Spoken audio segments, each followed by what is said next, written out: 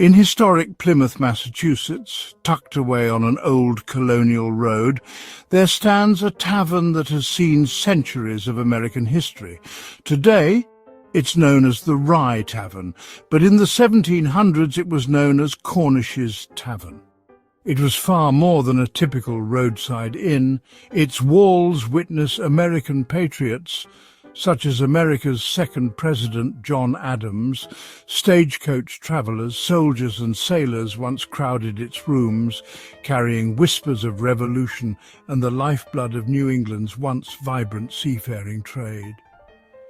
Yet within its history of independence and nation-building dwells a story decidedly more personal, private and evocative. The saga of a forlorn widow, still encountered at an upstairs window waiting for a husband who would never return. Once known as the Cornish Tavern, now the Rye Tavern was built in 1792 by Josiah Cornish and his wife. Located on the old stage road connecting Plymouth and Cape Cod, it served as a vital meeting place and inn for travellers for many years. When Plymouth was growing into a key seaport and trading hub, its location along the Boston to Plymouth stagecoach line made it a bustling stopover. Soldiers, sailors, merchants and even revolutionary militiamen have passed through during America's fierce struggle for independence. Local law holds that meetings were held there in America's Revolutionary era, with townsfolk exchanging news and gossip of Continental Army movements and British naval blockades. American militia covertly developed their battle plans. By night, the tavern welcomed sailors off whaling and merchant ships, their fortunes tied to the unforgiving Atlantic. But one woman's future never materialized. According to legend, a sailor's wife or widow took to the upstairs window each evening, waiting for her lover's return. Sadly, his ship would never dock again. She died in grief, her vigil ceaseless even after death.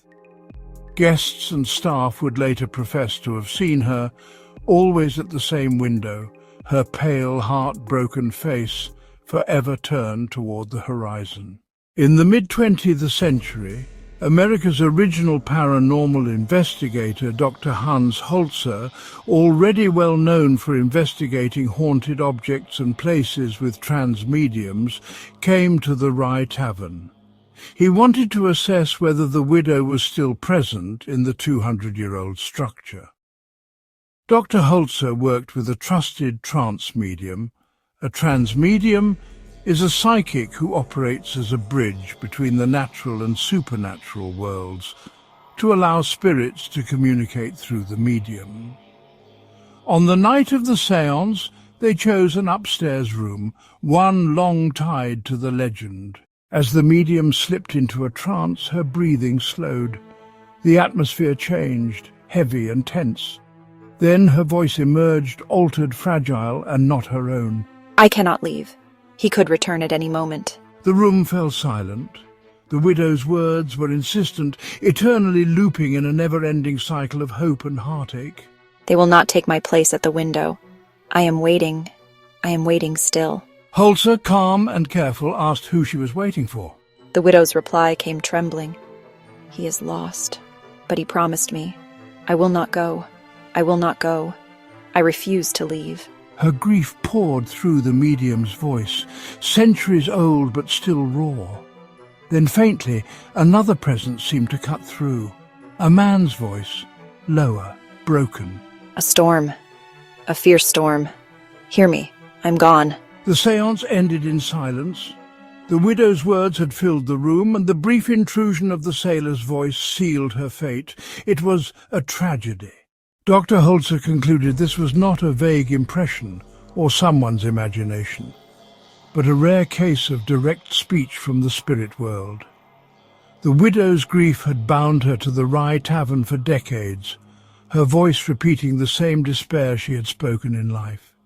The faint male voice suggested the sailor's fate, lost to a savage storm, eternally lost at sea. Later reports from visitors echoed Holzer's findings. Guests described seeing a woman in colonial dress near the upstairs windows. Staff whispered of hearing faint phrases like, "I cannot leave," or "I am waiting still," in empty rooms. The Rye Tavern still stands as a relic of America's colonial past. It has hosted patriots, travellers and sailors, but one spirit remains. Perhaps if you ever visit the Rye Tavern and stand near the lonely upstairs window, you too may hear the widow's voice echoing from centuries past. I cannot leave. He could return at any moment. Thanks for watching. I'll see you next time. And don't forget to like, subscribe and share if you enjoy exploring Dr. Hans Holzer's most chilling investigations.